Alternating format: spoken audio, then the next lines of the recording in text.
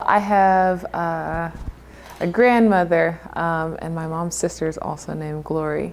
And so I think it was kind of like in the family, and it was a unique name. My mom named all her children out of the Bible, so I think I got the best one, but hey, that's to be debatable. There was a point in time where, I wasn't always listening to my parents, and for the most part I was listening to my coaches and my teachers. I was pretty much scared of them, but my parents were just so sweet, and I'm with one of 5 children, so I was like the baby, so I was used to getting my way. So it was a lot harder to listen to my parents, but when my coaches and my teachers said something, no questions. Had Glory Johnson not listened to a certain voice while engaging in recreation, basketball may have never been an option for the Tulsa forward.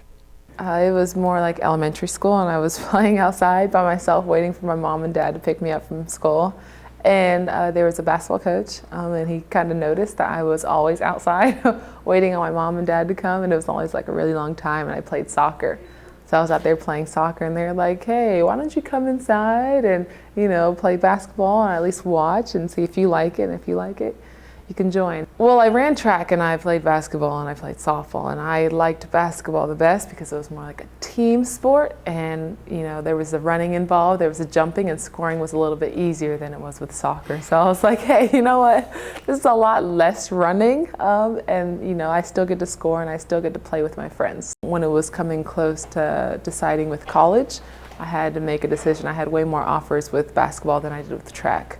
A lot of the girls I played on the McDonald's All-American team had already committed. There were probably about 4 or 5 of them that had committed, and I was like, they were all like waiting on me, and I was like, I just don't know. I decided in a chapel talk, and it was in my high school, my senior year, the last couple months I was in school. And I decided to go to Tennessee. They had a great program. It was at home for me. My family was there, my mom was there, my dad was there, my sisters and brothers were there. So it was just like, hey, I can stay at home, still play. They can come watch me play, enjoy my games. I can play for the best coach in the nation. And it was just like, there's no other school that is the best for women's basketball. Most Tennessee players under Pat Summitt left with at least one memorable interaction, including one that stayed home with Johnson. She got me on the clip, and she said, Glory Johnson, if you don't deny the high post, then you're going to walk home from the game tonight. So I was like, man, it's just that aggressiveness and, that fire that you see in her eyes. And when she yells at you and, she knows that you can do better, she knows what you're capable of. So when she's yelling at you to pick your game up, that's like, okay, forget everything. I know what I can do. I know what she expects out of me, so I got to do it. And that was one of those things. She didn't have to yell at me again for the rest of the game.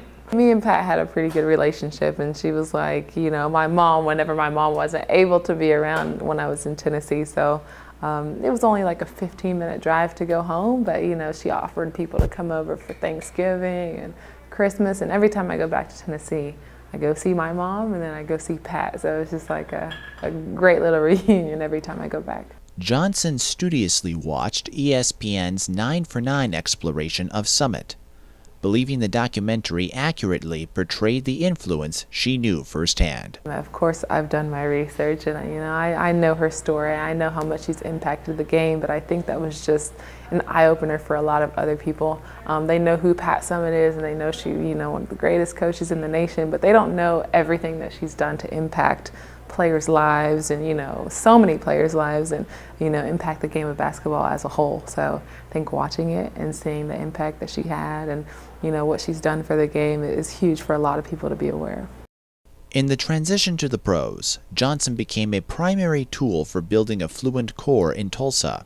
Making the all-rookie team in 2012, her play brought pause to people who dismissed that year's draft class as feeble. We knew NECA was going first, but after that it was just like, the mock draft was just completely wrong. So for me, I think we had a class with a lot of different types of talent and, a lot of versatile players, but, some people went, some people made teams, other people didn't. So it's like, I know every team that I play on at least has one girl from my class, or one female from my class. So.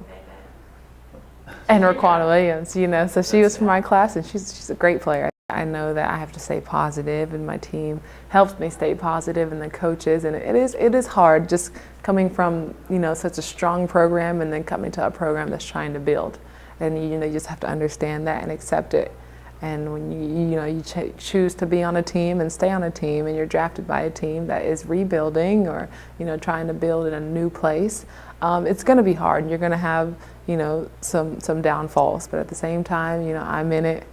I'm in it until we start winning more games and we're a lot more successful. So I believe in our team.